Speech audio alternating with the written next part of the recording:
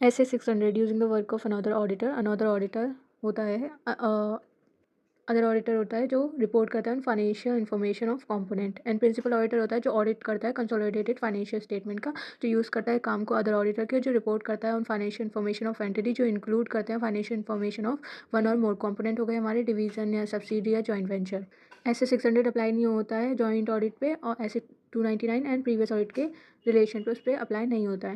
Acceptance SPA, उसके काम को एक्सेप्ट करने के लिए वो क्या क्या कंसीडर करेगा, अपना एरिया देखेगा कि मटेरियलिटी कितनी है, materiality of portion of financial statement which PA audits. अगर उसका काम मटेरियल होगा देन वो खुद ही काम कर लेगा, उसके काम को यूज़ नहीं करेगा। अगर मटेरियल नहीं होगा तो उसके काम को यूज़ कर लेगा। फिर दूसरे का देखना है, उसके रिगार्डिंग डिग्री ऑफ नॉलेज देख लेनी है। अगर नॉलेज कम होगी तो उसमें रोमम ज़्यादा होगा, रोमम ज़्यादा होगा तो हमें भी एडिशनल प्रोसीजर करने होंगे। एडिशनल प्रोसीजर ऐसे जिसका पता चले कि हमारा सिग्निफिकेंट पार्टिसिपेशन है उस ऑडिट में। तो प्रिंसिपल ऑडिटर के क्या ऑडिट प्रोसीजर होंगे उसको वो देखने के लिए वो यूज़ कर सकता है या नहीं। वो राइट टू विजिट है और examine books of account check कर सकता है। नेसेसरी स्पेशल सर्कमस्टेंस वो कैसे हो सकते हैं कि हमारा अदर ऑडिटर अनक्वालिफाइड है, कि वो CA नहीं है या रोमम ज़्यादा है। तब इफ प्लानिंग टू यूज़, अगर हम प्लान कर ही लिया कि हम उसके काम को यूज़ करेंगे, तब देन हम इवेलुएट करेंगे कॉम्पिटेंस ऑफ अदर ऑडिटर कि वो CA है या नहीं। परफॉर्म करेंगे प्रोसीजर टू ऑब्टेन करने के लिए सफिशिएंट एंड अप्रोप्रिएट एविडेंस कि उसका काम एडुकेट है। तो वो प्रिंसिपल ऑडिट बताएगा अदर ऑडिटर को, एडवाइस करेगा अदर ऑडिटर कि हम तेरा काम यूज़ करेंगे और कोऑर्डिनेट करके चल हमारे साथ प्लानिंग स्टेज पे। देन पा वाले पॉइंट आ गए कि पी से हो गया प्रोसीजर फॉर आइडेंटिफाई, वो बताएगा प्रोसीजर कि ये प्रोसीजर करके तेरे को आइडेंटिफाई करने इंटर कॉम्पोनेंट ट्रांजेक्शन यानी कि रिलेटेड पार्टी ट्रांजेक्शन जिनको डिस्क्लोजर की रिक्वायरमेंट होती है। ए से हो गया area require special audit consideration, जैसे सिग्निफिकेंट रिस्क वाले एरियाज हो जाते हैं, फ्रॉड वाला कॉम्प्लेक्स फ्रॉड वाले एरियाज। देन एडवाइस ए से हो गया advice about significant accounting auditing and reporting requirements कि ये रिक्वायरमेंट्स हमें चाहिए कि इसके साथ।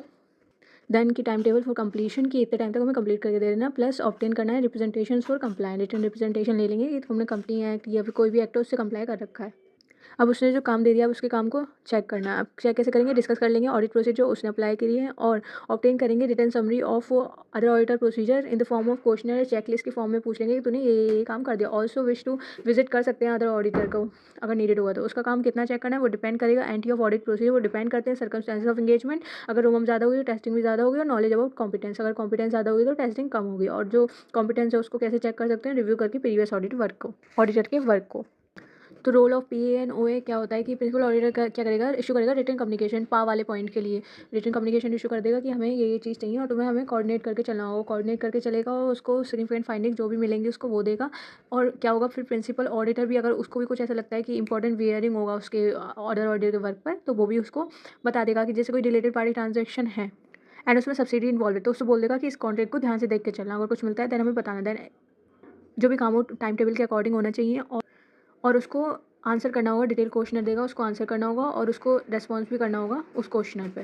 देन इन सब चीज़ों से क्या होगा, एंश्योर हो जाएगा हमारा compliance with statutory requirements. Principal auditor consider करेगा significant findings of other auditor, जो वो ला के देगा सिग्निफिकेंट फाइंडिंग्स की जैसे सब्सिडी कंपनी है वो लॉन्ग टर्म कॉन्ट्रैक्ट्स को प्रीमेचुरली उसके रेवेन्यू को रिकॉग्नाइज कर रही है। तो पहले क्या करेगा, डिस्कस करेगा अदर ऑडिटर से और मैनेजमेंट और सब्सिडी कंपनी से, फिर डिसाइड करेगा कि उसको सप्लीमेंट्री प्रोसीजर करने हैं। वो जैसे कि रीड कर लेना कॉन्ट्रैक्ट्स को या कंफर्मेशन फ्रॉम कस्टमर, डिपेंड करेगा सर्कमस्टेंसेस जो कि परफॉर्म बाय PA और OA हैं कि खुद करना है या अदर ऑडिटर से करवाना है। डॉक्यूमेंटेशन करेगा अपने वर्किंग पेपर में अदर ऑडिटर से रिलेटेड कि किस कंपोनेंट को उसने ऑडिट किया है और प्रोसीजर एंड कंक्लूजन रीच। वो क्या डॉक्यूमेंट कर सकता है, उसका एग्जांपल की रिजल्ट ऑफ डिस्कशन की हमारी क्या डिस्कशन हुई, रिटन समरी ऑफ और जो उसने प्रोसीजर परफॉर्म किए होंगे OA ने वो।